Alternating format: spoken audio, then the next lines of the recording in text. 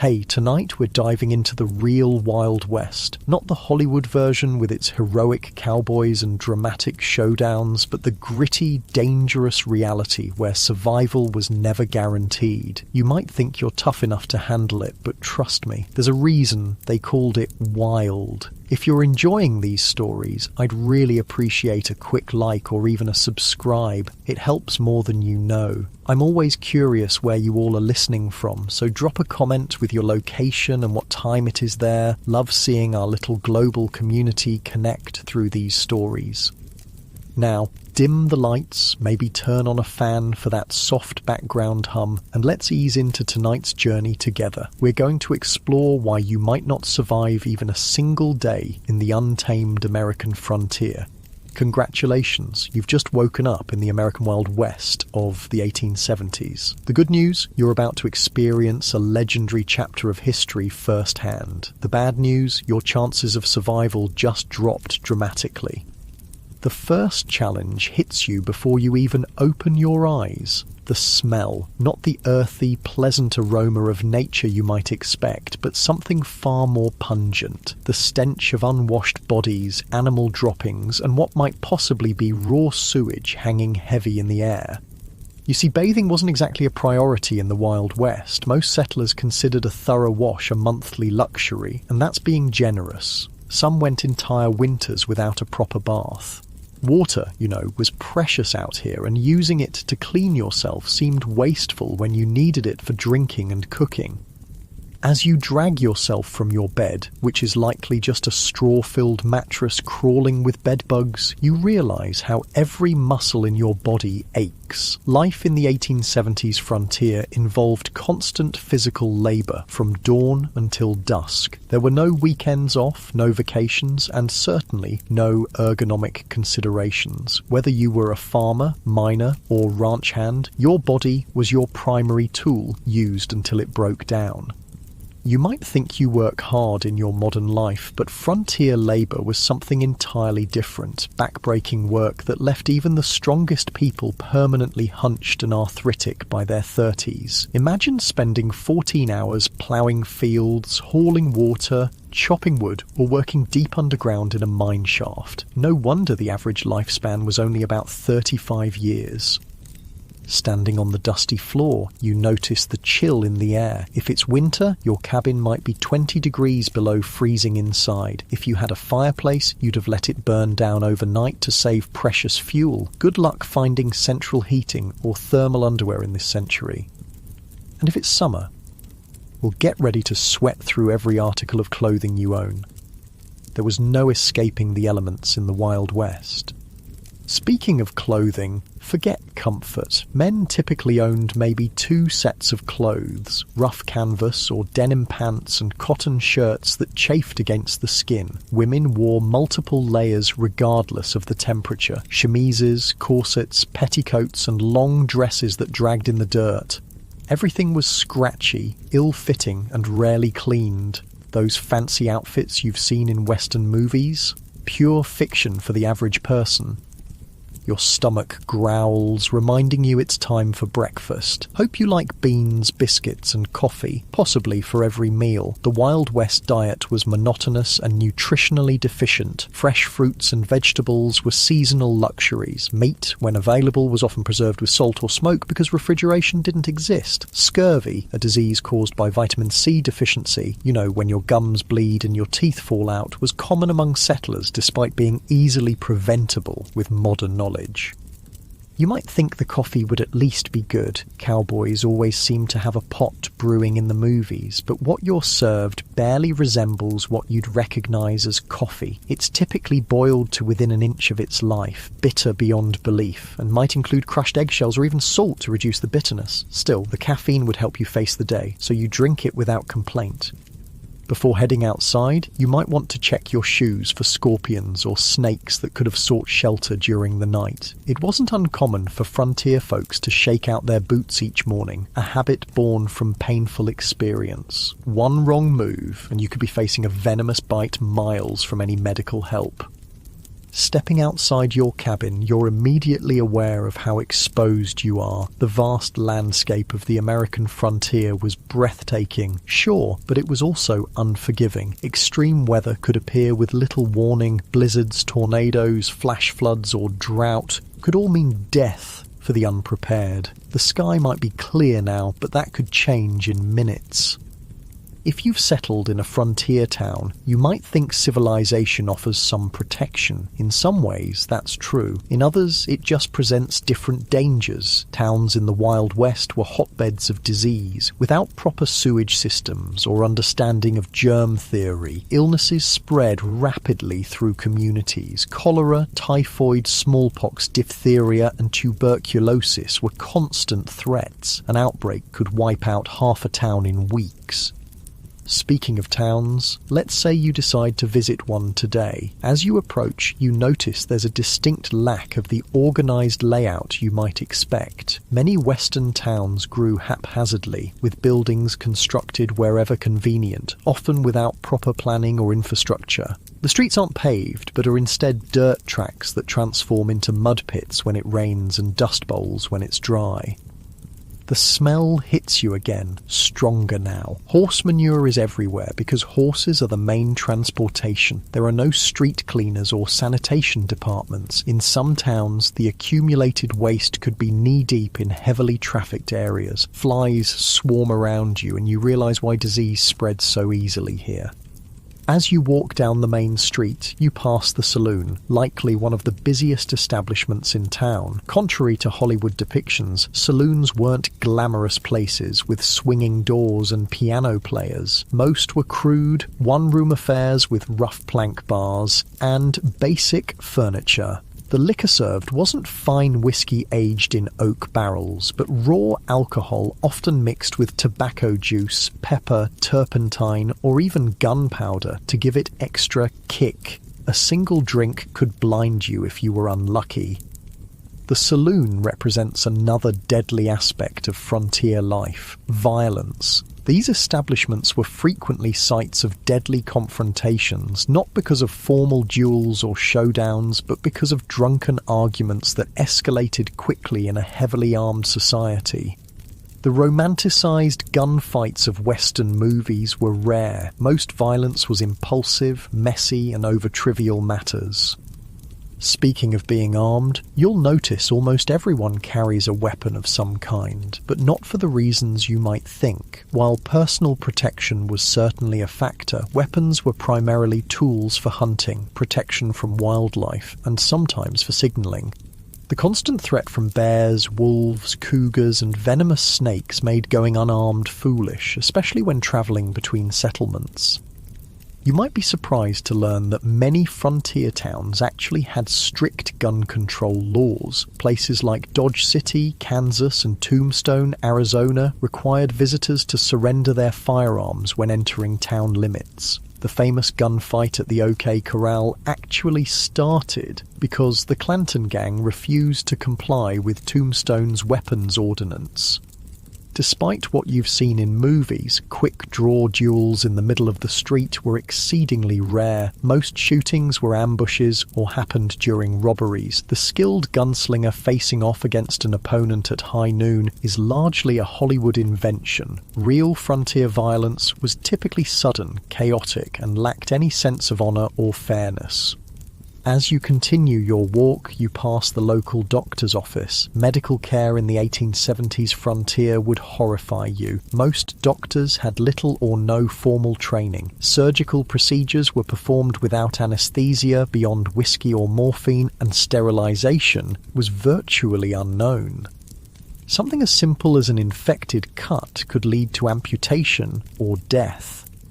Common treatments included bloodletting, mercury compounds, arsenic, and other toxic substances that often did more harm than good. Women in childbirth faced mortality rates as high as 1 in 4 in remote areas. Dentistry involved extraction without anesthesia, using crude tools. Most people suffered from painful dental issues for years before finally losing their teeth. If you were injured or fell ill on the frontier, your survival often depended more on luck than medical intervention. Even minor injuries could become life-threatening due to infection. Broken bones might never heal properly, leaving frontier folk with chronic pain and disability. The famous phrase, "only the strong survive," had literal meaning in the Wild West. Your stomach growls again, and you realise it's time for lunch. You head to the local restaurant, which is likely just an extension of someone's home where meals are served for a fee. The food isn't any more varied than your breakfast. Meat is tough and often spoiled, despite heavy smoking or salting. Vegetables, if available, are overcooked to mush. Food safety standards don't exist, so dysentery and food poisoning are common occurrences. While eating, you overhear conversations about recent Indian attacks, outlaw gangs, or the danger of travelling alone, while Native American violence against settlers was far less common than portrayed in popular culture. In fact, settlers and the US military were far more likely to be the aggressors. The frontier was still a place of conflict. The systematic displacement of indigenous peoples created tensions that sometimes erupted into violence on both sides. As for outlaws, they were a genuine threat, particularly in remote areas. Law enforcement was sparse, with a single sheriff sometimes responsible for thousands of square miles. In many places, justice was handled through vigilante action rather than formal legal proceedings. Lynch mobs were common, and the concept of innocent until proven guilty often didn't apply. If you were accused of horse theft or cattle rustling, you might find yourself hanging from a tree before sunset, regardless of your actual guilt or innocence. After lunch, you decide to visit the local general store to stock up on supplies. The prices shock you. Basic necessities cost far more on the frontier than back east due to the difficulty and expense of transportation. A simple can of peaches might cost the equivalent of $20 in today's money. Many settlers spent most of their income on essential supplies with little left over for comfort or luxury. The store offers another glimpse into frontier reality, the isolation. Mail delivery was infrequent and unreliable. Newspapers might be weeks or months out of date. Information travelled slowly, and you might go years without news from family back east. Many settlers never saw their relatives again after moving west. The psychological toll of this isolation contributed to high rates of depression, alcoholism, and suicide among frontier populations.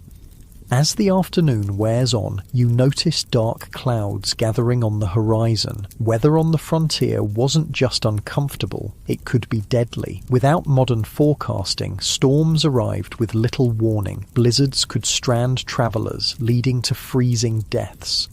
Tornadoes destroyed entire communities with no emergency services to assist survivors. Flash floods washed away wagon trains. Droughts ruined crops and caused starvation.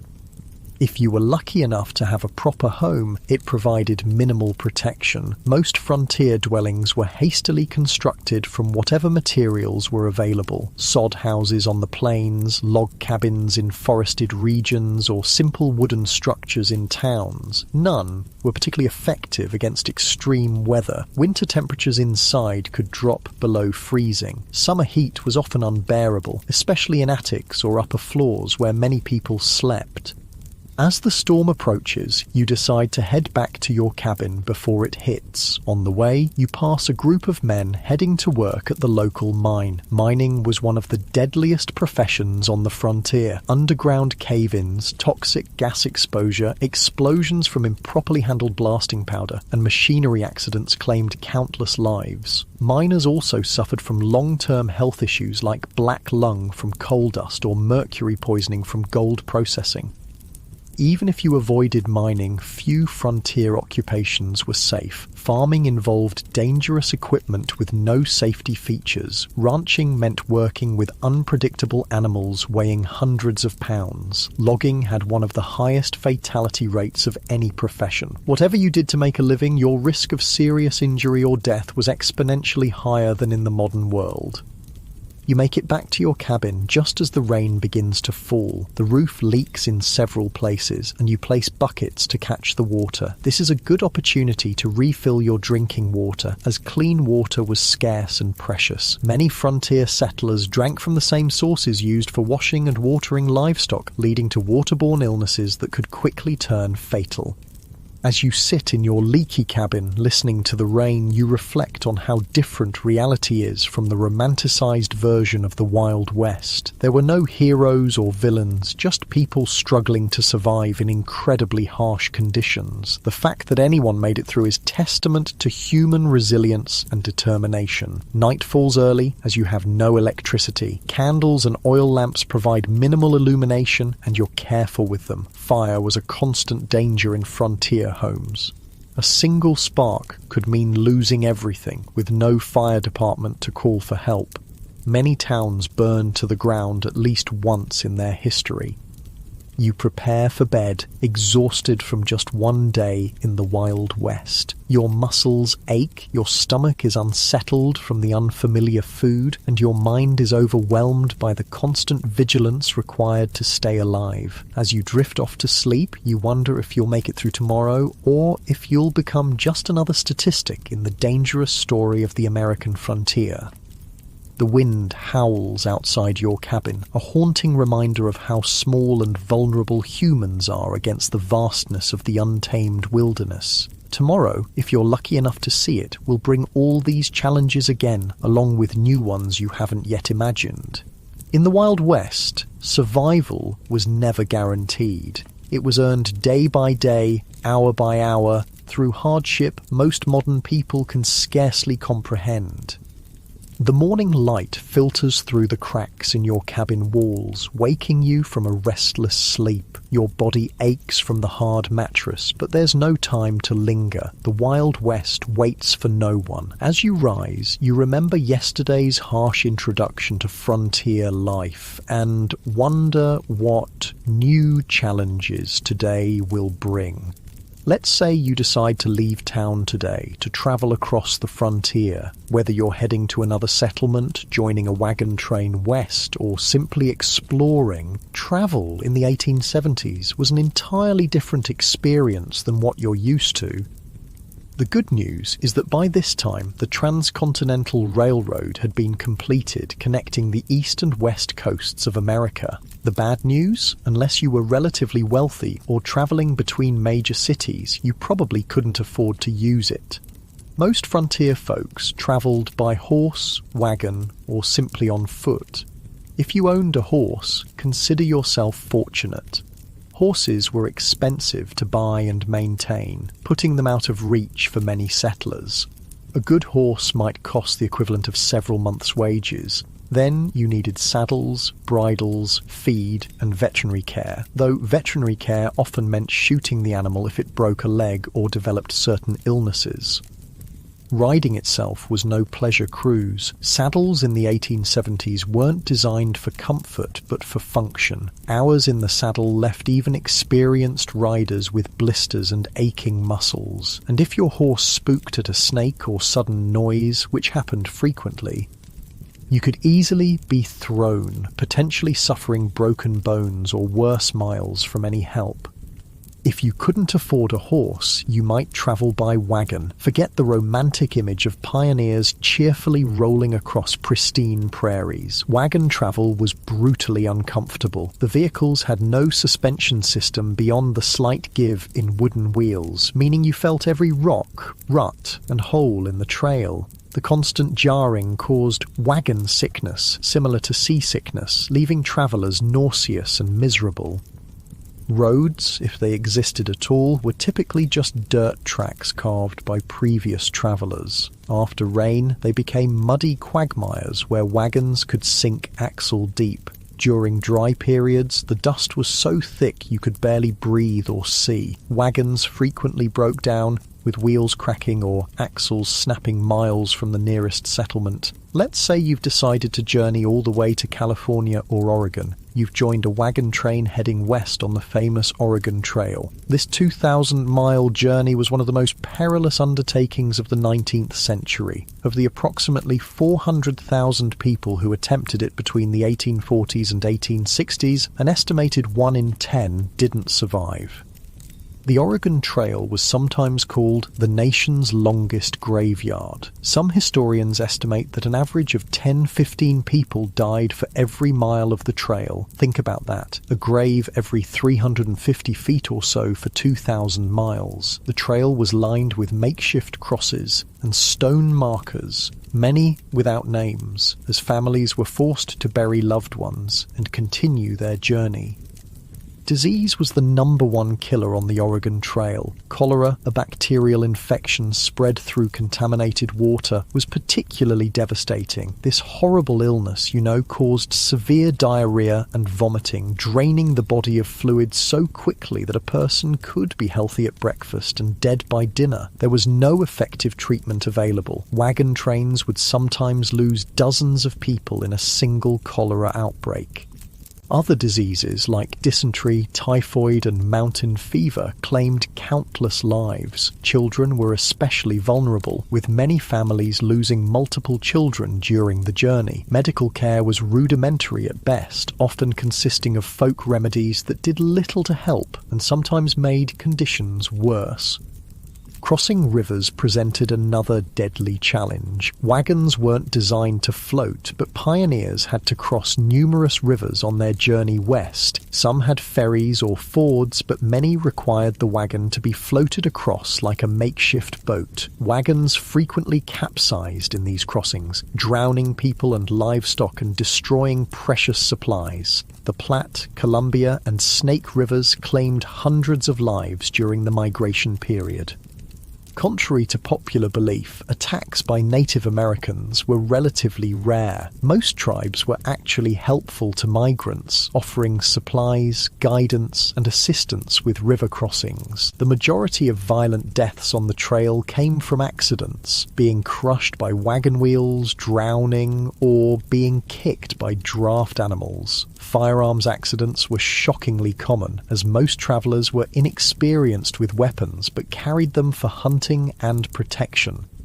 The psychological toll of the journey was immense. Families buried children, parents, and spouses along the way, then had to continue travelling immediately. There was no time for extended grief on the trail. Each day's delay meant less chance of crossing the mountains before winter snows made passes impassable. The constant stress, grief, and physical hardship led many travellers to mental breakdown. Suicide was not uncommon among trail migrants. If you somehow survived the journey to California or Oregon, your challenges weren't over. Many arrived at their destination having spent all their money and resources on the journey itself. Families often arrived destitute, malnourished, and ill, only to find that the promised land had its own harsh realities. But let's say you've decided not to travel that far. Perhaps you're heading to a nearby town or settlement instead. Even short journeys in the Wild West presented significant dangers. Travelers might encounter outlaws who saw lone riders or small groups as easy targets. While the frequency of stagecoach robberies was exaggerated in later fiction, they did occur regularly enough to be a legitimate concern. The natural environment posed constant threats to travellers. Flash floods could wash out trails or trap unwary travellers. Summer heat in desert regions could kill through dehydration and heat stroke. Winter blizzards routinely trapped travellers, sometimes leading to freezing deaths or desperate situations like the infamous Donner Party, where survivors resorted to cannibalism to stay alive. Navigation itself was challenging in an era before detailed maps. Travellers relied on vague directions, landmarks that could change or be misidentified, and the experience of guides who sometimes proved unreliable. Getting lost in the wilderness could be a death sentence, especially if your supplies ran low. As you travel today, you notice another aspect of frontier life that movies rarely depict accurately: the stunning diversity of people. The Wild West wasn't populated solely by white cowboys and settlers. It was a meeting ground of cultures from around the world. Chinese immigrants worked as railroad builders, miners, and merchants. Mexican families had been living in the Southwest long before it became U.S. territory. Black cowboys made up as much as 25% of the workforce on some ranches. European immigrants from Germany, Ireland, Italy, and Scandinavia brought their cultures and traditions. And of course, dozens of distinct Native American nations had called these lands home for thousands of years before others arrived.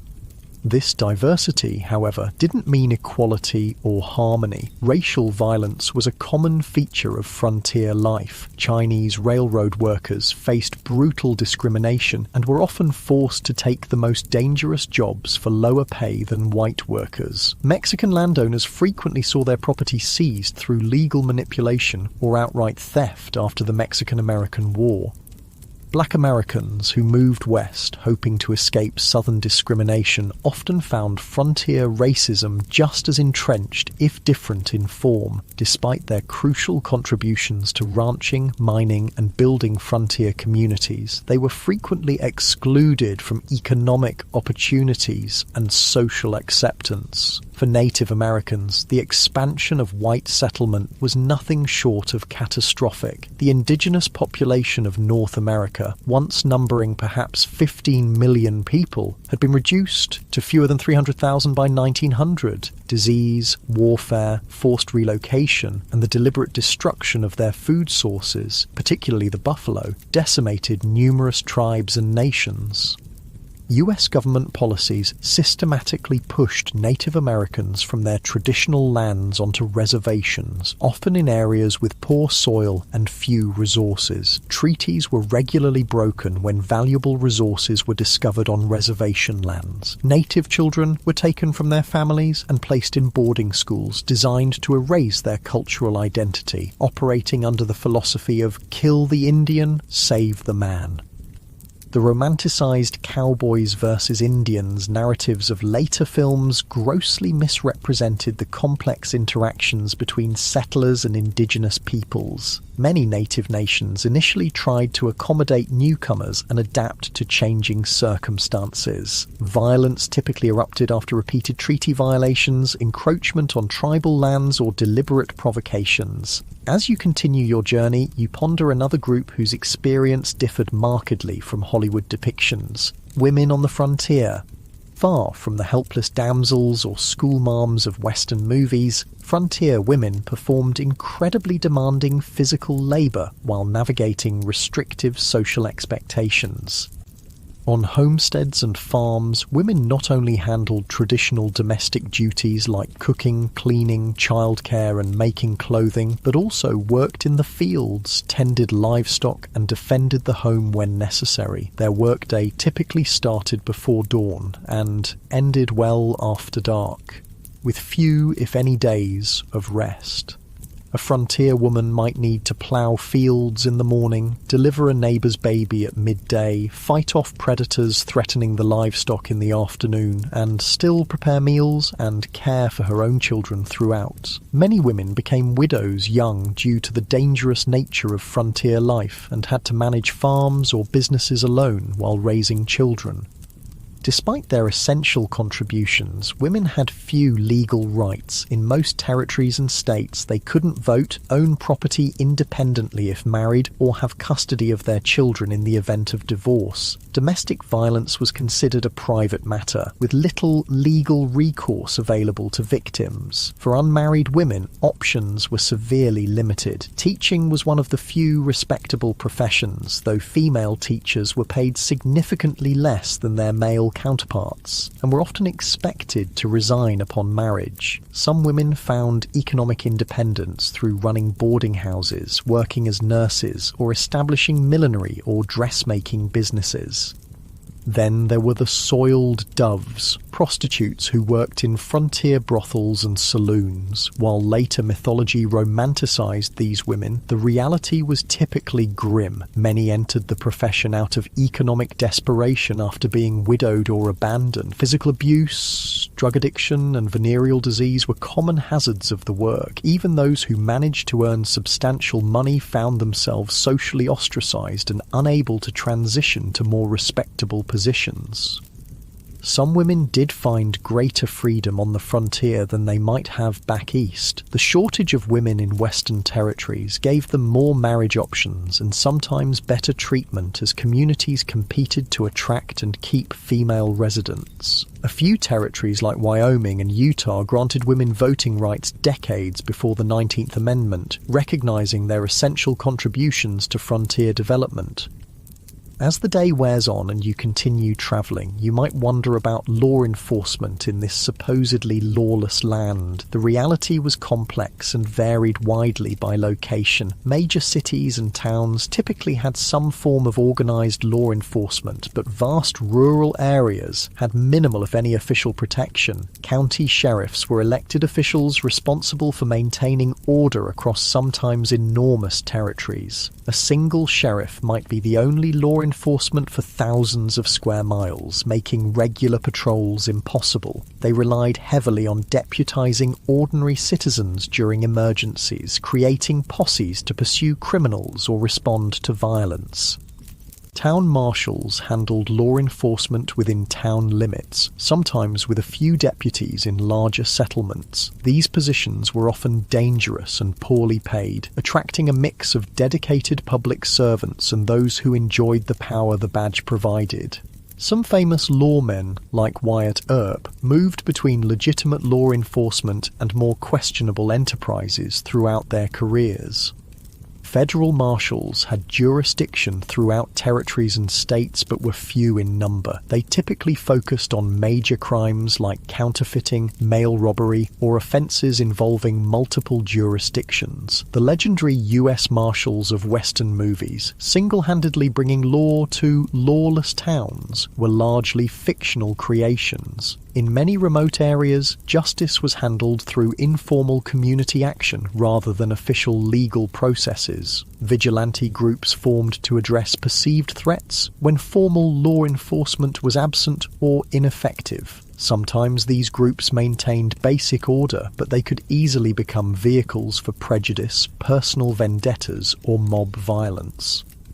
The iconic image of the quick-draw gunfight was largely a later invention. Most frontier violence was mundane, impulsive, and often alcohol-fueled. Bar fights that escalated to fatal levels, domestic violence, and disputes over land or livestock were far more common than dramatic shootouts on dusty streets. Criminal punishment was harsh by modern standards. Hanging was the standard penalty for murder, rape, and sometimes theft, particularly of horses or cattle. Prisons existed, but were primitive facilities with high mortality rates from disease, violence, and poor conditions. Many communities preferred immediate execution to the expense of long-term imprisonment.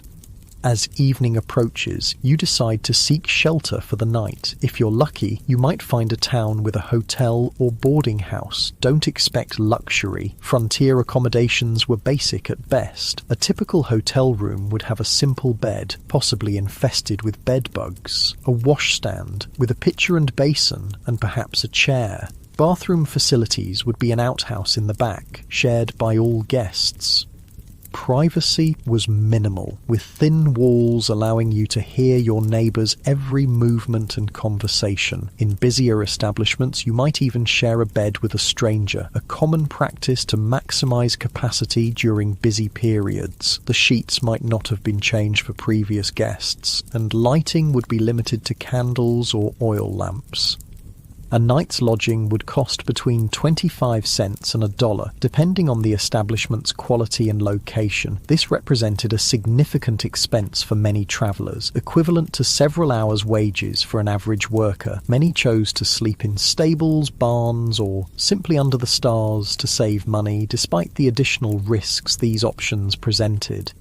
If you were travelling through more remote areas, you'd likely camp for the night. This meant building a fire, assuming you could find enough fuel, preparing a meal from your limited supplies, and sleeping on the ground with minimal protection from the elements or wildlife. Indigenous peoples, experienced travelers, and military scouts had sophisticated techniques for safe camping, but the average settler often made dangerous mistakes. Proper fire management was literally a matter of life and death. A fire built too large could spark a prairie or forest fire that could consume thousands of acres in hours. One built too small might not provide enough warmth during cold nights, leading to hypothermia. Campfire cooking required skills most modern people lack, often resulting in meals that were simultaneously burnt and raw. As night falls fully and you prepare to sleep, the sounds of the frontier darkness surround you. Coyotes howl in the distance, unfamiliar birds call, the wind whispers through grass or trees. For people accustomed to modern light and noise pollution, the profound darkness and strange sounds of wilderness nights often triggered intense anxiety. Many travellers slept poorly on the frontier, not just because of physical discomfort, but from fear of the unknown dangers that might lurk in the darkness. Native attacks, though rare, often occurred at dawn when sleepers were at their most vulnerable. Predators like wolves, bears, and mountain lions might investigate camps looking for food. Venomous snakes and scorpions sought warm places to rest, sometimes including a sleeper's bedroll. Even if no actual threats materialized, the psychological stress of constant vigilance took its toll. Frontier diaries frequently mention exhaustion not just from physical labor, but from the mental strain of perpetual alertness. Modern people, accustomed to locks, alarms, and the security of dense population, would find the vulnerability of frontier sleeping arrangements profoundly disturbing. As you drift towards sleep, you reflect on the day's journey. Travel in the Wild West bears almost no resemblance to its sanitized, romanticized portrayal in later entertainment. It was grueling, dangerous, and uncomfortable beyond what most modern people could endure. And the skills required from from navigation without maps to making emergency repairs to handling firearms safely took years to develop, and mistakes were often fatal.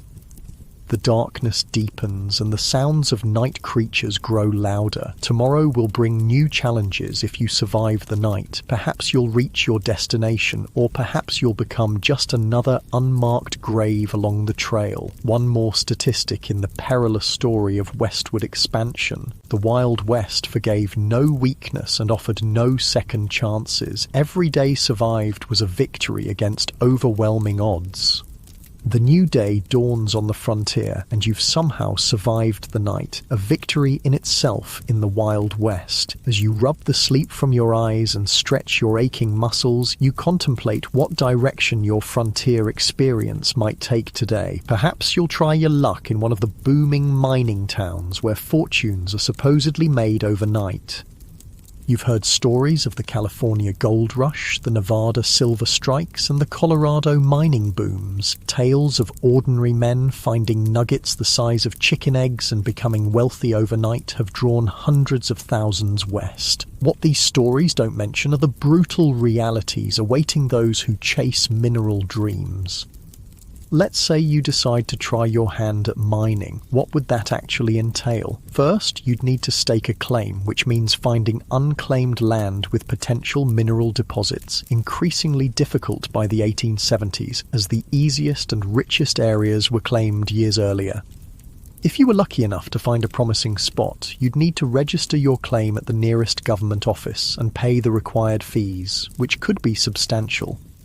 Then the real work would begin, and it was some of the most physically demanding labour imaginable. For placer mining, searching for loose gold in streams, you'd spend hours bent over in ice-cold mountain water, sifting through sediment with a pan or sluice box. Your hands would crack and bleed from constant exposure to water and rough materials. Your back would ache from the hunched position, and after all that effort, you'd be lucky to find a few tiny flakes of gold worth pennies.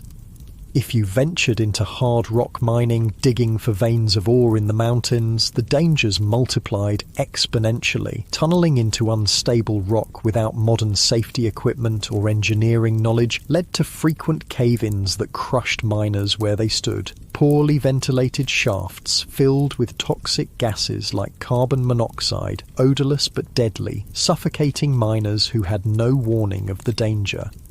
Blasting with black powder or dynamite to break through rock was incredibly hazardous. Miners frequently lost fingers, hands, eyes, or lives when charges detonated prematurely or thrown rock fragments became deadly projectiles. The thunderous noise and constant percussion of blasting left many with permanent hearing loss.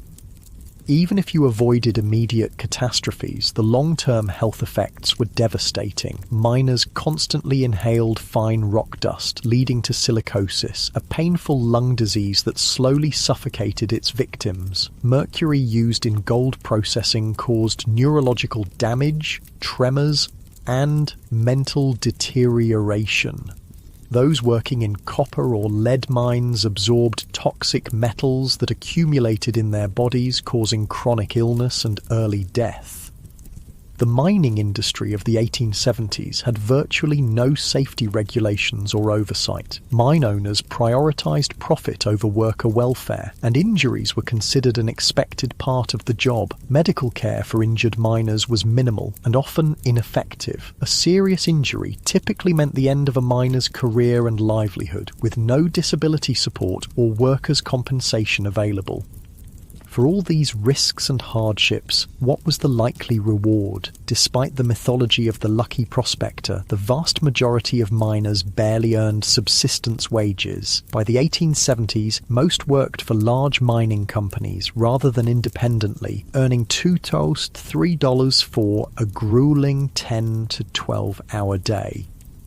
Studies suggest that storekeepers, saloon owners, and prostitutes consistently made more money than the miners whose dreams sustained frontier mining towns.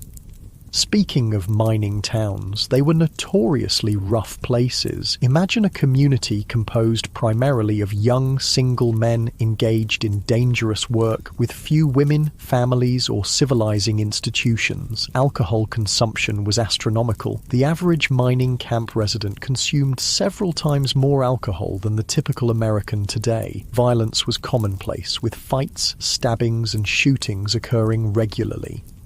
Sanitation in mining camps was typically abysmal. With minimal planning or infrastructure, human waste and garbage accumulated in streets and waterways. Typhoid, cholera, and dysentery spread rapidly in these conditions. During warm months, the stench could be overwhelming and swarms of flies spread disease from waste to food.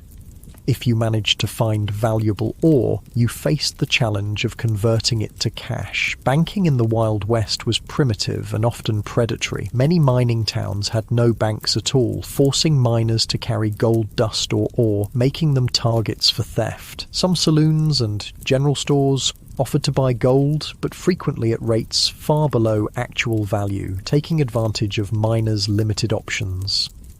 Where banks did exist, they operated with minimal regulation or oversight. Bank failures were common, often wiping out customers' life savings without warning or recourse. Many bankers were little more than confidence men who established storefronts, collected deposits, and disappeared overnight with all the funds. Without federally backed currency, paper money was issued by individual banks, and its value fluctuated wildly depending on the bank's reputation. Counterfeit bills circulated widely, and even experienced merchants could be fooled by well-made fakes. The safest form of money was gold or silver coin, but carrying it made one a target for robbery.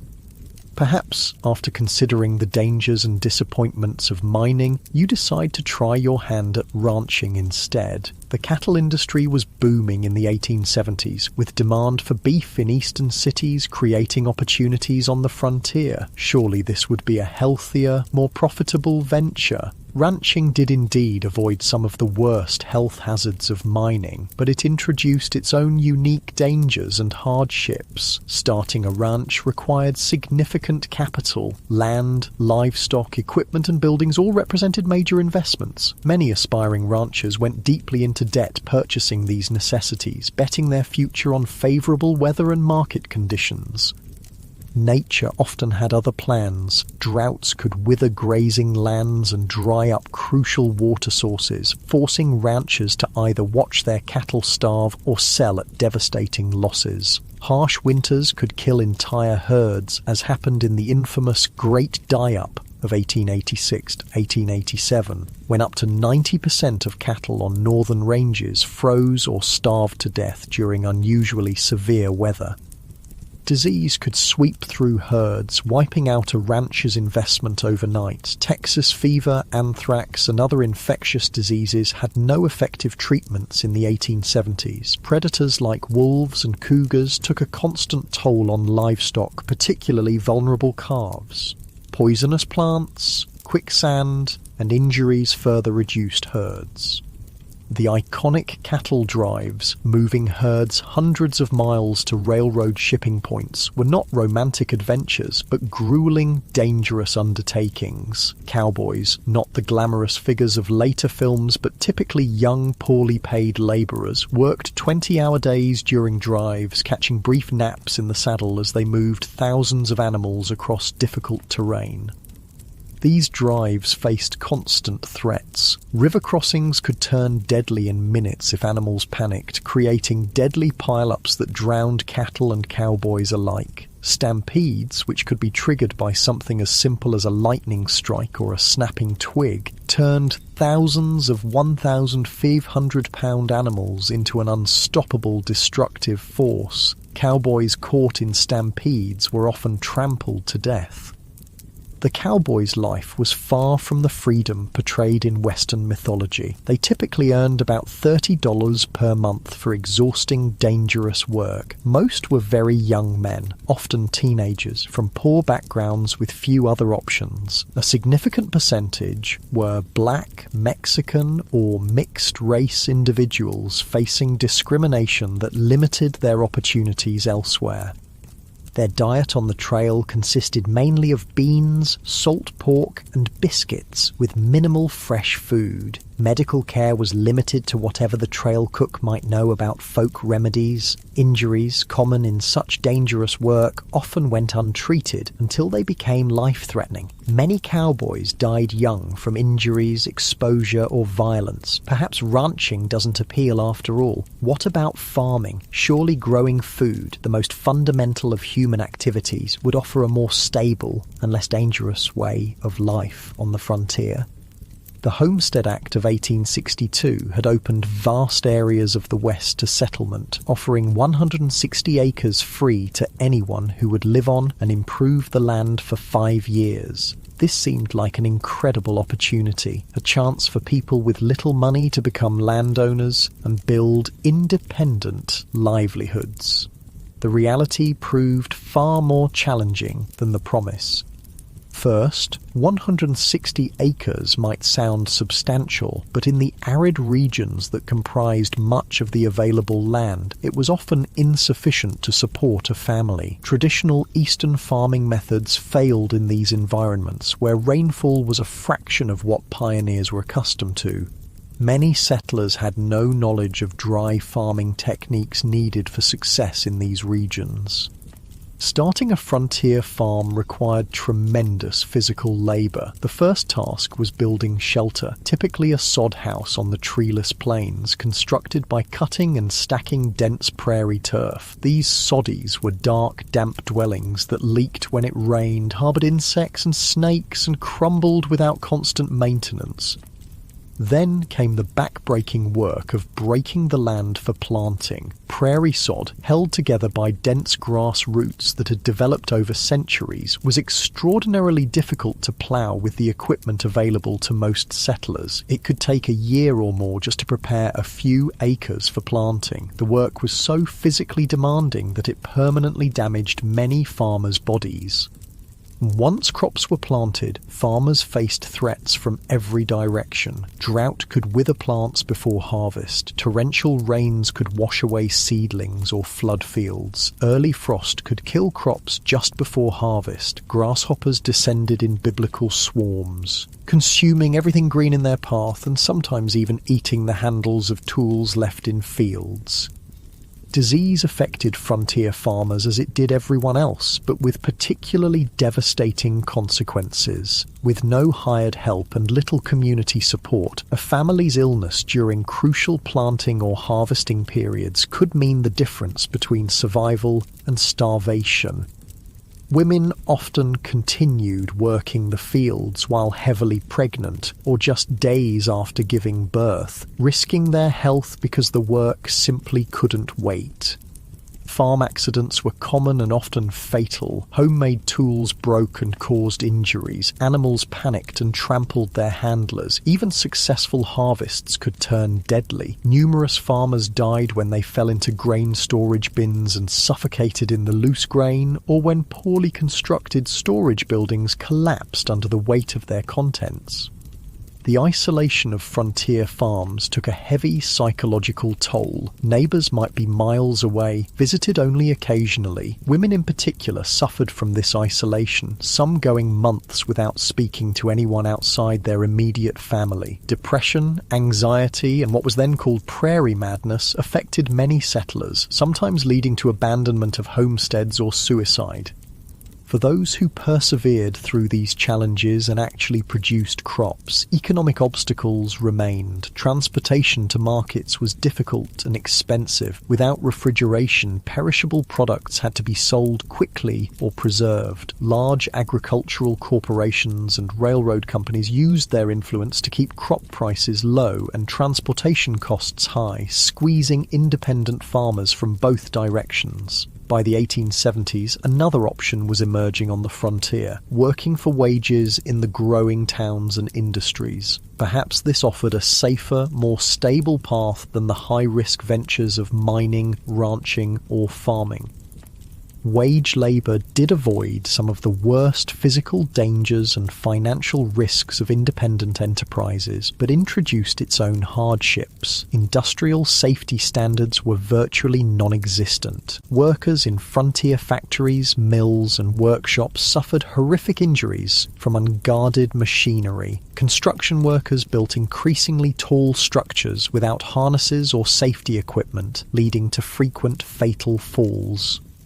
Railroad work was particularly dangerous. Track layers worked with minimal equipment under brutal conditions, suffering high rates of injury and death from accidents, heat stroke, and exhaustion. Chinese workers, who built much of the transcontinental railroad, were often assigned the most dangerous tasks, such as handling unstable explosives to blast through mountain passes. Working hours were long by modern standards, typically 10-12 hours per day, 6 days per week. Pay was low, with most workers barely earning subsistence wages. Child labour was common, with children as young as 8 or 9 working alongside adults in many industries, often suffering higher injury rates due to their size and inexperience. Workers had essentially no legal protections. Employers could fire people without cause, reduce wages arbitrarily, or withhold pay entirely. Those who complained or attempted to organise for better conditions faced blacklisting, being marked as troublemakers who no other employer in the region would hire. Company towns, settlements where a single employer owned all housing and businesses, were common in mining and lumber regions. Workers in these communities paid inflated prices at company stores, lived in company housing, and sometimes were paid in scrip, company currency, rather than legal tender. This created a form of debt bondage where workers could never save enough to escape the system. Whether you mined, ranched, farmed, or worked for wages, frontier life shaped your experiences in ways modern people would find disorienting. Perhaps most striking was the relationship with time, not the carefully measured minutes and hours of our digital age, but a more fluid reality, governed by daylight, seasons, and natural rhythms. Without electric lighting, most people woke at dawn and slept shortly after sunset, their active hours expanding and contracting with the seasons. Work wasn't measured in 8-hour shifts, but by tasks that needed completion: fields ploughed, cattle moved, or extracted. During harvest or roundup, people might work from first light until well after dark for weeks without a break. During winter, many rural workers had periods of relative inactivity when fields lay dormant or cattle needed minimal tending. The concept of punctuality, so central to modern life, had limited relevance on the frontier. With few clocks and limited need for precise timing in most activities, people operated on approximate schedules. Stagecoaches and later trains introduced more precise timetables to the West. But outside these specific contexts, morning or after dinner were sufficiently specific time designations for most purposes. Entertainment and leisure looked nothing like their modern counterparts. After exhausting workdays, most frontier folks had little energy for complex activities. Conversation around the fire, storytelling, or simple card games were common evening pastimes. Music was popular when instruments and skilled players were available, with fiddles, harmonicas, and guitars providing accompaniment for social dances. Reading material was precious and often shared among entire communities. A single book might be read aloud to gatherings of neighbours or passed from family to family until it fell apart from use. Newspapers, when available, were read repeatedly, with every advertisement and notice scrutinised for information about the wider world. Organised sports existed, but in simpler forms than today. Baseball was gaining popularity, played with minimal equipment on makeshift fields. Horse racing, wrestling, and shooting competitions provided both entertainment and opportunities to demonstrate valuable skills. Children played games that required little or no equipment: tag, hide and seek, and variations of stickball that could be played with found objects. Holidays and community celebrations took on great importance as rare opportunities for socializing and recreation. 4th of July celebrations might draw people from miles around for picnics, speeches, games, and dancing. Harvest festivals marked the successful completion of the year's most critical work. Religious holidays provided both spiritual meaning and welcome breaks from routine. As the day draws to a close, you find yourself reflecting on the relentless challenges of frontier life. Every aspect required harder work, involved greater risk, and offered fewer comforts than its modern equivalent. The people who survived and sometimes thrived in these conditions possessed qualities that modern society rarely demands: extraordinary physical endurance, practical skills applicable to countless emergencies, and psychological resilience in the face of constant hardship and loss. The darkness gathers once more, and with it comes a silence profound enough to hear your own heartbeat. No car engines, no air conditioners, no electronic hums, just the whisper of wind, the chorus of insects, and the occasional call of night birds. This profound quiet, so alien to modern ears, was the soundtrack of frontier nights, sometimes comforting, sometimes unsettling in its emptiness. As you drift towards sleep, you wonder if you would have had what it took to survive here, not just for a day or a week, but for years and decades. The people who shaped the American West, for better and worse, were not the idealized heroes of later fiction, but complex individuals facing extraordinary challenges with the limited resources and knowledge of their time. Their story, stripped of romanticism, is one of human endurance against conditions that would break many of us today. The cool night air settles around you like a blanket, and the stars emerge in a display of brilliance impossible to see in our light-polluted modern world. This at least is one pure beauty the people of the frontier experienced that few today can fully appreciate. The majestic sweep of the Milky Way across a truly dark sky, connecting them to the same cosmic panorama their ancestors had watched for countless generations. Morning arrives again in the Wild West, and with it comes hunger, a constant companion on the frontier. Food in the 1870s, West bore little resemblance to the varied, convenient diet you're accustomed to in the modern world. Let's explore what keeping yourself fed would actually entail in this harsh environment. The good news is that game was still relatively plentiful in many areas. Deer, elk, rabbit and various birds could supplement your diet if you had the skills to hunt them. The bad news? Hunting required ammunition, which was expensive and might be needed for protection. It also demanded time away from other essential work, making it a luxury many settlers couldn't afford during busy seasons. Most frontier families relied heavily on foods they could grow, preserve, or purchase in bulk. The staples of the frontier diet were beans, corn, and pork, dense in calories but monotonous and nutritionally incomplete. Fresh fruits and vegetables were available only in season, a few months at most, and winter diets often contained no fresh produce whatsoever.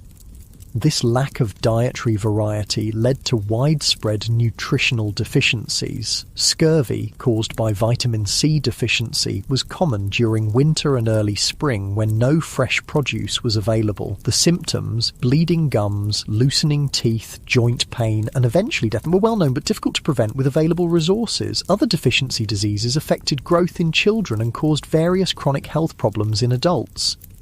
Food preservation was a constant challenge and critical survival skill. Without refrigeration, meat needed to be consumed quickly or preserved through smoking, salting, or drying. These methods deterred bacterial growth but drastically changed flavors and textures while reducing nutritional value. The heavy salt content of preserved foods contributed to high blood pressure and other health issues.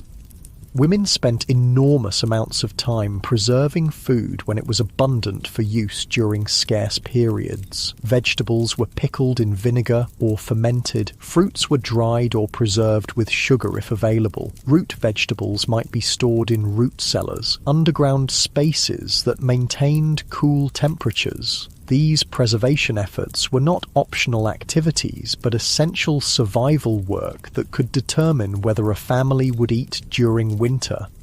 Food storage presented its own problems. Properly prepared preserved foods could last months or even years, but improper techniques led to spoilage and potentially deadly food poisoning. Additionally, stored food attracted pests. Rats, mice, and insects consumed portions of most stored food supplies, and their droppings contaminated what remained. Most frontier families simply accepted a certain amount of insect parts and rodent droppings in their flour, beans, and other staples as unavoidable.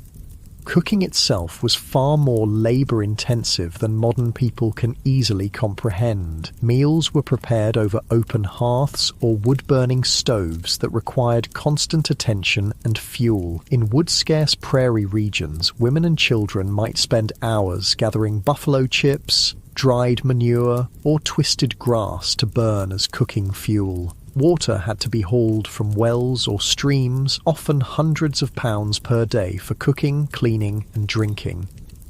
Even with these efforts, meals lacked the variety and flavour profiles modern people expect. Spices were expensive luxuries, used sparingly if at all. Sugar and coffee were treasured items, often hoarded for special occasions. Fresh milk was available only if a family kept a cow, and for only part of the year when the cow was producing. Most frontier children grew up with simple, repetitive diets that would horrify modern nutritionists.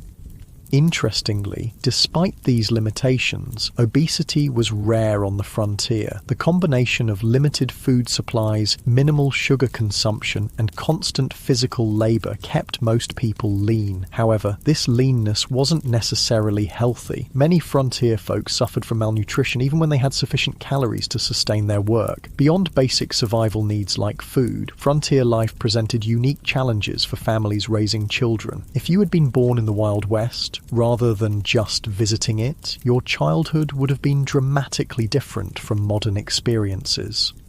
Childhood itself was conceived differently in the 19th century. Children as young as 6 or 7 were expected to contribute meaningful work to family survival, not as educational chores, but as essential economic contributions. Young children minded livestock, gathered eggs, picked vegetables, watched younger siblings, and helped with countless other tasks that freed adults for heavier work.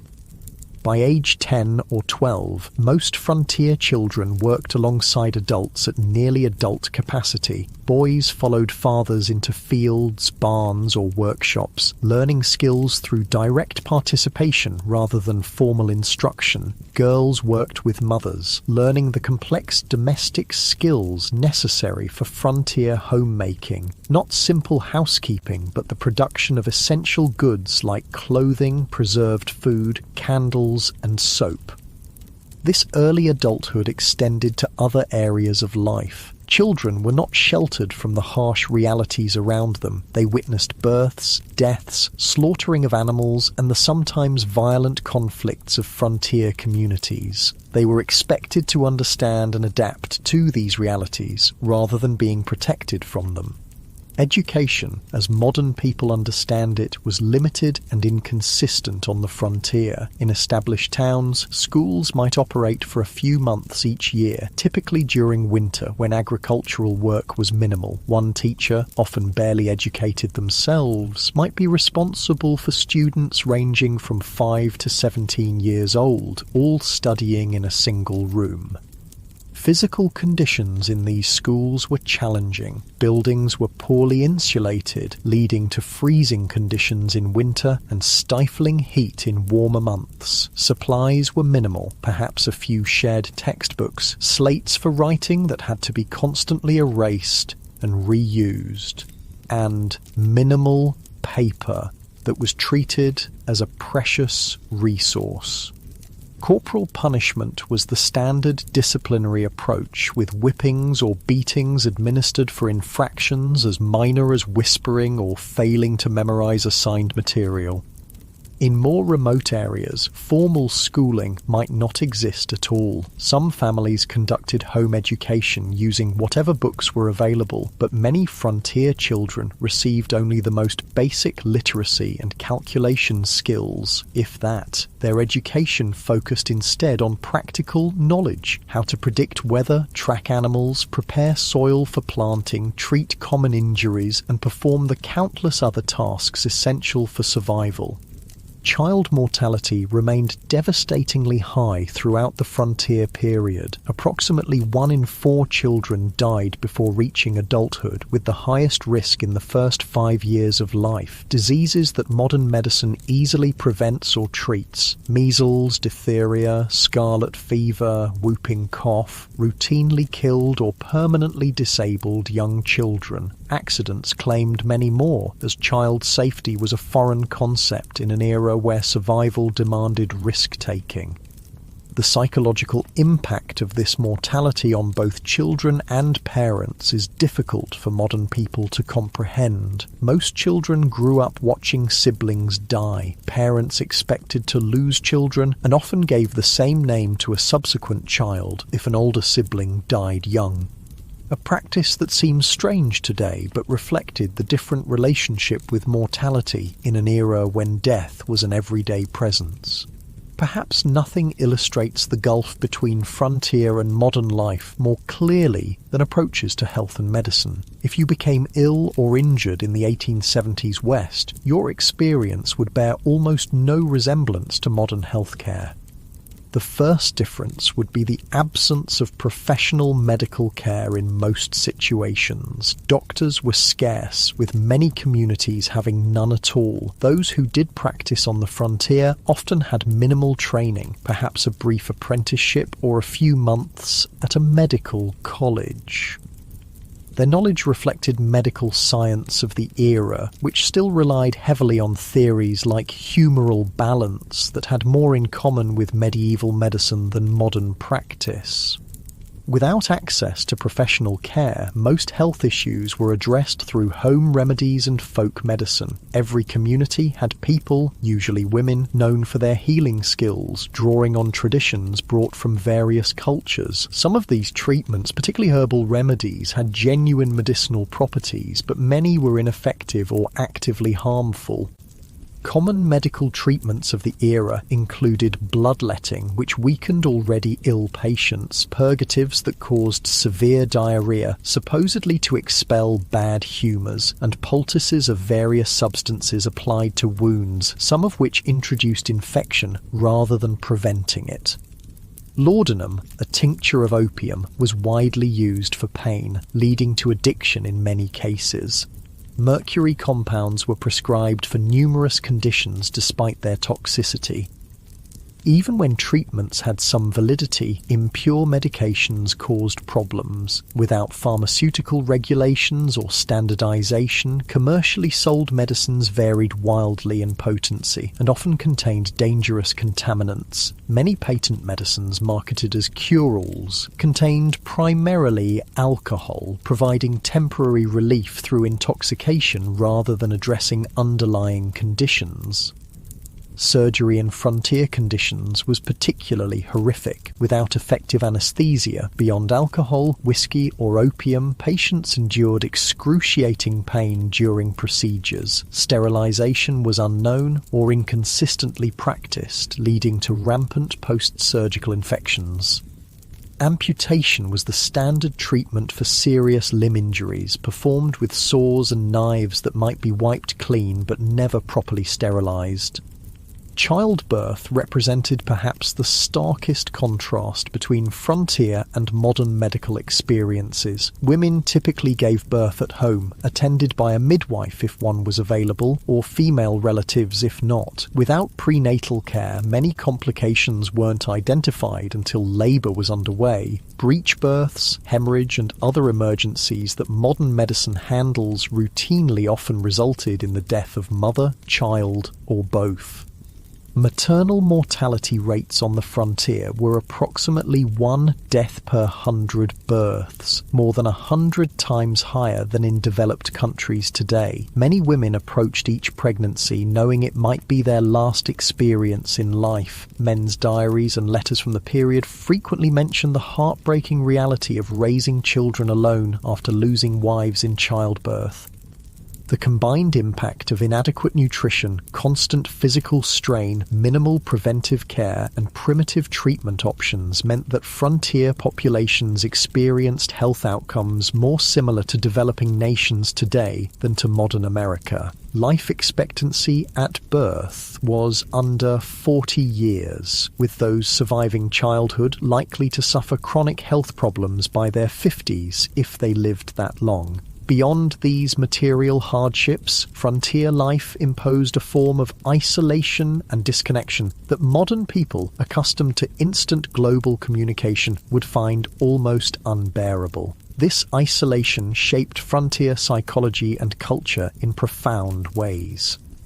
Communication with distant family or friends occurred at the speed of physical transportation. Letters took weeks or months to reach recipients, if they arrived at all. News travelled slowly and unreliably, often distorted through retelling. Major events might not become known in remote areas until months after they occurred. This information vacuum contributed to a highly localised worldview where distant events seemed abstract and irrelevant compared to immediate community concerns. The isolation was particularly difficult for those accustomed to more settled environments. Women who had grown up with close female friendships and family networks often found themselves alone for days or weeks while husbands travelled for supplies or work. Their diaries frequently mention crippling loneliness and the psychological strain of having no adult conversation for extended periods. This isolation sometimes led to what contemporary accounts called prairie madness, severe depression, anxiety, and occasionally psychosis triggered by the combination of isolation, constant work, and environmental hardships. Some affected individuals became violent toward family members or committed suicide. Others simply abandoned their homesteads and returned east, unable to endure the psychological pressure of frontier life. Even in established communities, social connections were limited by practical constraints. Visiting neighbours might require travelling several miles each way, a significant undertaking when time was precious and transportation limited to walking or horseback. Formal social gatherings were infrequent, typically centred around church services, seasonal celebrations, or community work events like barn raisings or harvest festivals. Churches played a crucial role in frontier communities beyond their spiritual function. They served as social hubs, educational centres, and mutual aid societies. Even those with limited religious conviction often participated in church activities for the community connection they provided. Religious leaders, ministers, priests, or lay preachers frequently took on roles far beyond religious guidance, serving as teachers, dispute mediators, and community organisers. The establishment of community institutions marked important milestones in frontier development. Building a school, church, or meeting hall represented a commitment to permanent settlement rather than temporary exploitation. These institutions helped transform mining camps or trading posts into towns with collective identities and shared futures. The creation of local governments, rudimentary as they often were, similarly marked transitions from frontier chaos to established community. Frontier communities also developed distinctive forms of mutual aid and collective action necessary for survival in harsh conditions. Barn raisings and house raisings allowed families to complete large construction projects impossible for individual households. Harvest teams moved from farm to farm, ensuring crops were gathered before weather could destroy them. Spontaneous search parties formed when children went missing. These cooperative traditions reflected the practical reality that no individual or family could survive the frontier entirely through self-reliance. This community interdependence existed alongside the individualism that later became mythologized in frontier narratives. Both elements were necessary responses to frontier conditions: self-reliance for daily survival, community cooperation for challenges beyond individual capacity. The tension between these values shaped frontier culture and continues to influence American attitudes toward government, community, and individual responsibility. As another day in the Wild West draws to a close, you find yourself contemplating the mental and emotional resilience required to endure such conditions year after year. The people who populated the American frontier weren't superhuman. They suffered, struggled, and sometimes broke under the relentless pressure of their environment. But many adapted and persevered, developing skills and perspectives that allowed them to find meaning and even joy amid hardship. The darkness settles around you once more, bringing with it the profound silence of the pre-industrial night. The day's experiences have given you a glimpse into a world both familiar and utterly alien, a world where survival required constant vigilance, where comfort was rare and luxury almost non-existent, where death was an everyday companion rather than a distant stranger. As sleep approaches, you wonder about the people who chose this life or had it thrust upon them by circumstance. What drove them west? What sustained them through blizzards, droughts, illness, and loss? What would they think of the world their struggles helped create? A world of abundance and security beyond anything they could have imagined, built on foundations they laid through exhausting labour and countless sacrifices. The questions follow you into dreams filled with endless prairies, towering mountains, and the faces of those who tamed the Wild West, not through romantic gunfights, but through the quiet heroism of daily persistence against overwhelming odds. Their story, stripped of Hollywood glamour and frontier mythology, stands as a testament to human adaptability and the extraordinary courage of ordinary people facing extraordinary challenges. Dawn breaks on what will be your final day in the Wild West. As the golden light spills across the landscape, you take a moment to appreciate the raw beauty that drew so many westward despite the dangers and hardships. The frontier was a place of stunning natural grandeur. Vast prairies rippling like oceans, mountains scraping the sky, canyons plunging into the earth's depths. This beauty, at least, wasn't a Hollywood invention.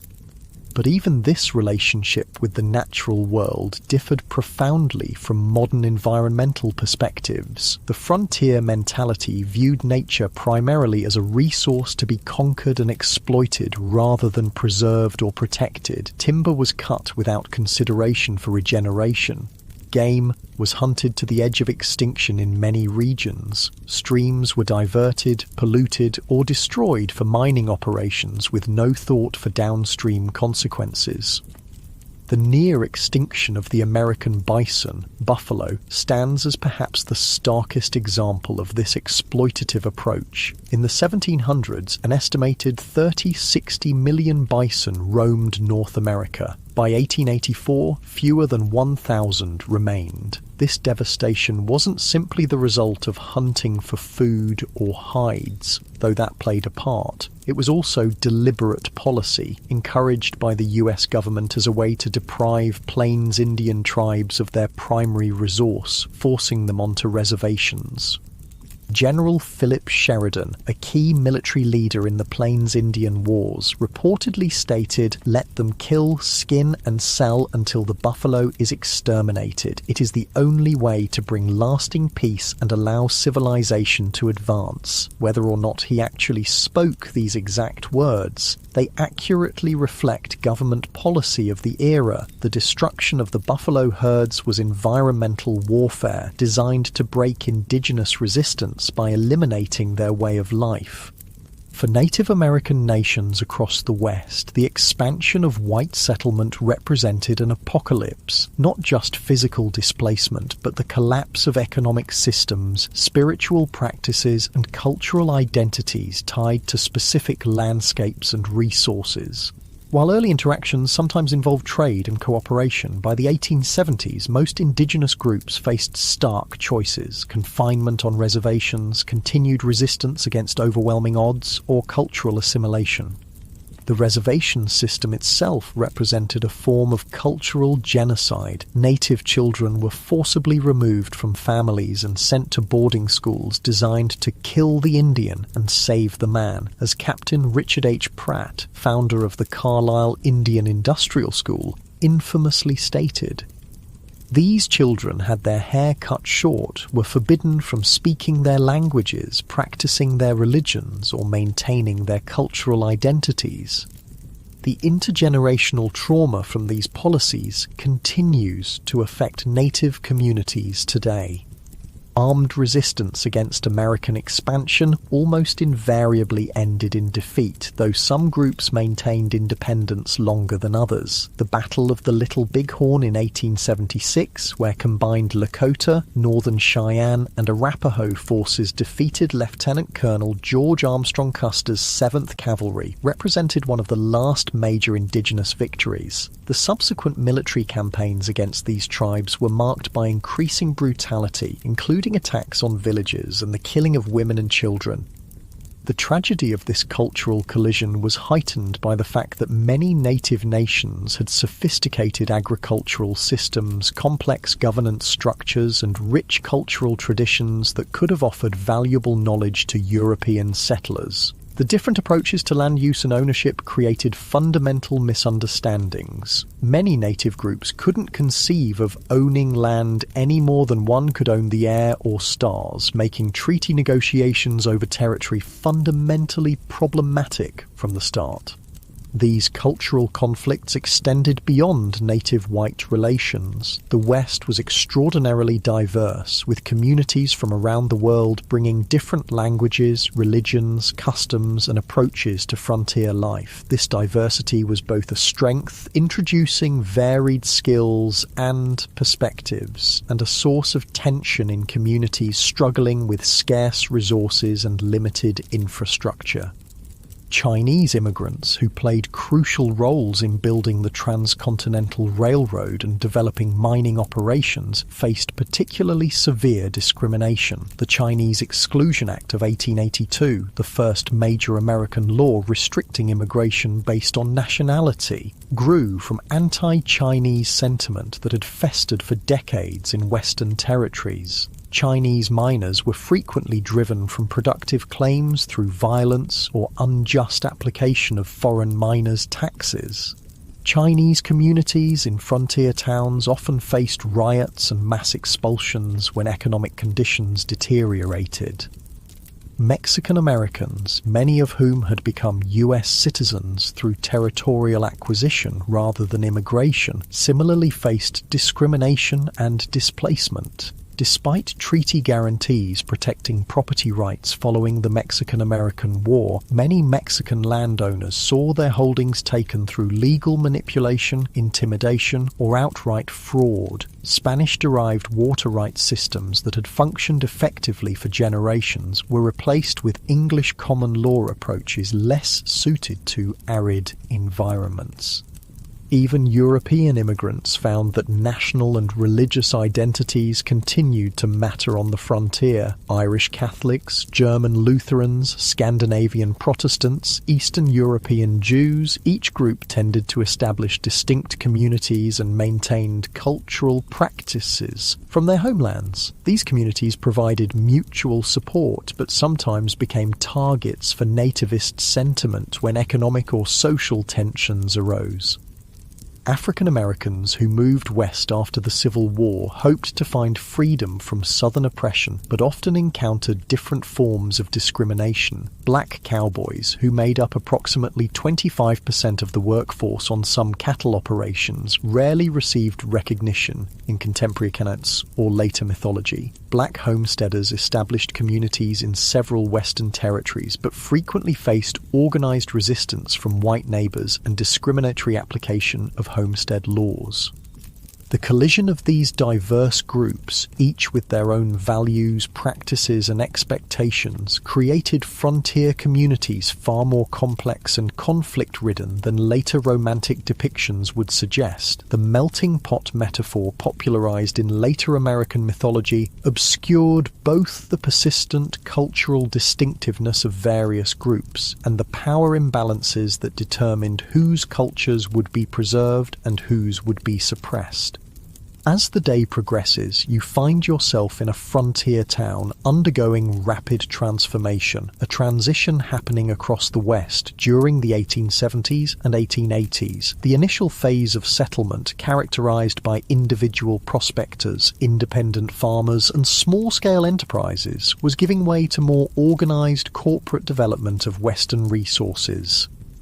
The arrival of railroads catalyzed this transition. The Transcontinental Railroad, completed in 1869, dramatically reduced travel time between east and west from months to days. Subsequent branch lines penetrated previously isolated regions, connecting them to national markets and supply chains. This transportation revolution allowed large-scale extraction of Western resources for Eastern factories and enabled mass-produced Eastern goods to flood Western markets.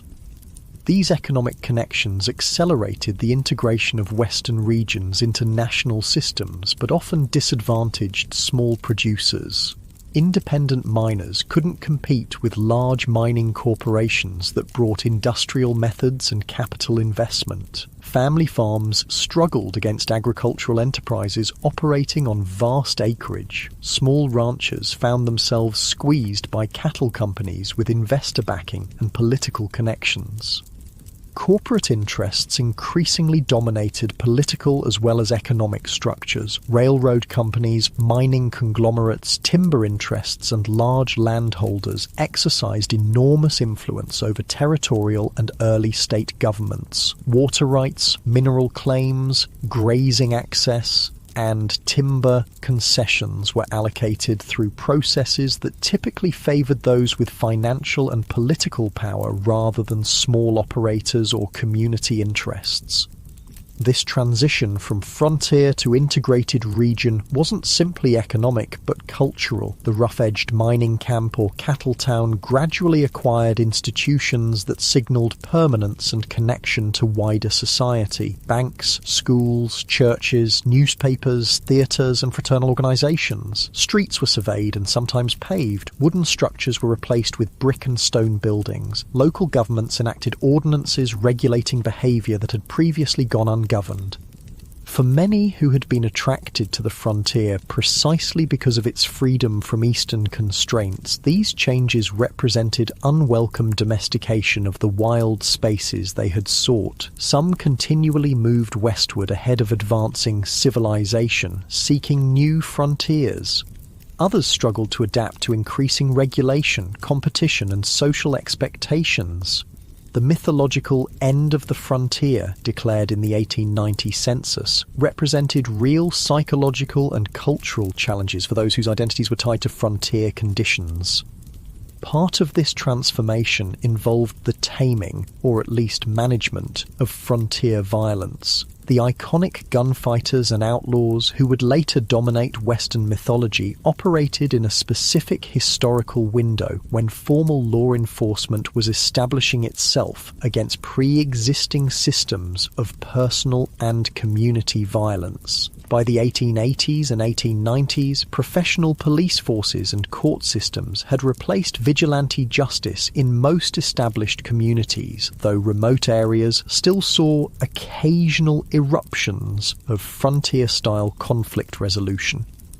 The legendary figures who captured public imagination, Wild Bill Hickok, Wyatt Earp, Billy the Kid, Jesse James, operated in this transitional period, often moving back and forth between legal and illegal activities as circumstances changed. Their later mythologization obscured the complex, often morally ambiguous reality of their lives. Hickok, far from the perfect marksman of legend, shot bystanders in at least 2 gunfights. Earp worked variously as a lawman, gambler, brothel keeper and vigilante across his career. The Robin Hood image attached to Jesse James ignored his Confederate guerrilla background and the innocent victims of his robberies. As evening approaches on your final day in the Wild West, you find yourself contemplating the gap between frontier reality and the mythology that would later emerge from it. Why did Americans, and eventually the world, become so fascinated with a romanticized version of this brutal period? What needs did these myths serve, and what truths did they obscure? Part of the answer lies in timing. The most intense period of frontier mythology making occurred precisely as the actual frontier was disappearing. The Wild West shows of Buffalo Bill Cody began in the 1880s, featuring staged reenactments of Indian battles and stagecoach robberies for Eastern audiences, even as railroads, telegraph lines, and formal governance were integrating Western regions into mainstream American society. These performances weren't meant as accurate historical recreations, but as entertainment that resonated with Eastern ideas about the West. The dime novels that popularized exaggerated tales of Western heroes originated not on the frontier, but in Eastern publishing houses, written by authors who rarely had first-hand experience of the regions they described. These formulaic stories emphasized action, clear moral distinctions between heroes and villains, and a vision of the West as a testing ground for American virtues of self-reliance, courage, and individualism. Later, Hollywood westerns further refined and amplified these mythological elements, creating iconic images of lone cowboys, heroic sheriffs, dastardly outlaws, and savage Indians that bore little resemblance to historical reality. These films served psychological and cultural functions beyond entertainment. They offered reassuring narratives about American identity during periods of rapid social change and international challenges. The mythology suggested that American character had been forged in frontier conditions, producing exceptional qualities that distinguished the nation from older societies. It implied that American expansion across the continent had been not just inevitable, but morally justified, a triumph of civilization over wilderness and progress over primitive cultures. It presented simplified moral frameworks where good invariably triumphed over evil through righteous violence, justifying America's growing military and economic power on the world stage. What these myths obscured was the complex, morally ambiguous reality of Western development, the genocide of indigenous peoples, the exploitation of immigrant labor, the environmental devastation, the corporate manipulation of political systems, and the deeply divided community struggling with fundamental questions about identity, governance, and resources. The real West offered no simple moral lessons, but rather a case study in how human societies adapt to challenging conditions, sometimes showing remarkable cooperation and creativity, sometimes descending into exploitation and brutality. As darkness falls once more, you reflect on your brief journey through the unromanticized Wild West. You've experienced firsthand why the average person today, accustomed to abundant food, medical care, physical safety, and countless comforts unknown to frontier dwellers, would likely not survive even a single day in the actual conditions of the 1870s frontier. The skills, knowledge, physical conditioning, and psychological resilience required for frontier survival represent a way of life so distant from modern experience as to be almost unimaginable. Yet something about this world continues to fascinate us. Perhaps it's the raw honesty of a life stripped to essentials, where tasks have immediate consequences and achievements represent tangible victories against natural constraints. Perhaps it's the community interdependence that emerged from shared challenges, creating connections that transcended differences in background or belief. Perhaps it's simply the reminder that human beings can endure and even find meaning in conditions far harsher than most of us will ever face. The legacy of the American frontier extends beyond mythology into the actual structures and systems that shape modern American life. Property laws, water rights frameworks, federal-state relationships, approaches to natural resources, and countless other aspects of American governance emerged from frontier-era compromises and conflicts. The diversity of Western communities, despite efforts at forced assimilation, contributed to the multicultural reality of modern America. Even the continuing tensions between individual rights and collective welfare, local control and national standards, exploitation and conservation have roots in frontier-era debates. For indigenous peoples, the frontier era represents not a glorious chapter in national expansion, but the devastation of ancient lifeways and the beginning of a long struggle for cultural survival and sovereignty that continues today. Their perspective reminds us that the simple triumphalist narrative of Western settlement ignores the complex civilizations that already existed and the incalculable knowledge lost through their disruption. The most accurate understanding of the frontier requires holding multiple perspectives simultaneously, acknowledging both the courage of those who built new communities in challenging conditions and the devastation experienced by those displaced by this expansion.